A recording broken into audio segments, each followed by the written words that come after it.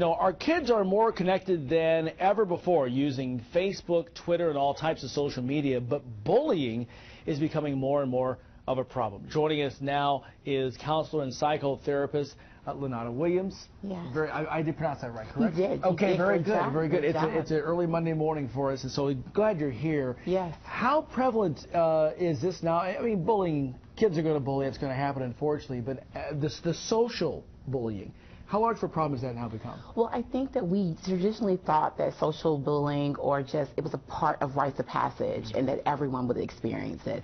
But I think with technology, kids are able to have more creativity. They have more access to it. So I think that it's really important that we talk about this so that parents can be aware and also start to supervise in a very different way that we've never seen before. Can parents become actually be held responsible?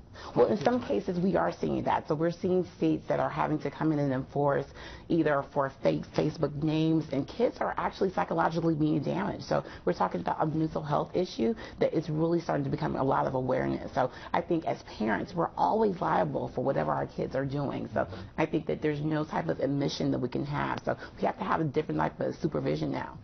Where does it start? Obviously in the home, but if it's not happening in the home, where does it start?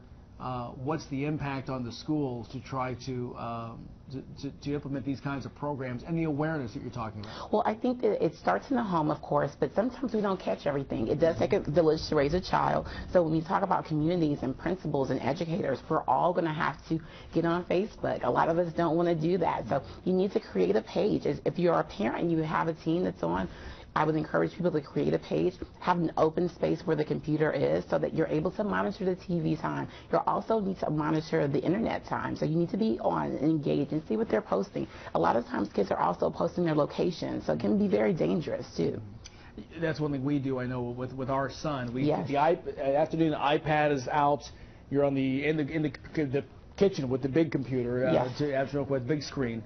So those are some things that people, are there websites or is there a source where parents can go right away to get some tips to look at? Well, actually, Facebook has built in some different parenting tips where you can go in and set different restrictions.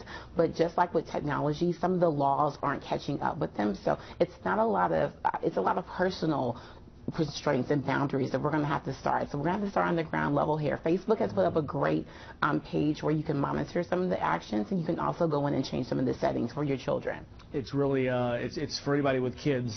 Yes. It's such a touchy subject. Thank you so much for coming in. Thank you so much for having me on. Telling us so much more about it. We appreciate that. So counselor and psychotherapist Lenata Williams joins us once again. And again, cyber bullying. Make sure you be careful and make sure your kids are not doing that.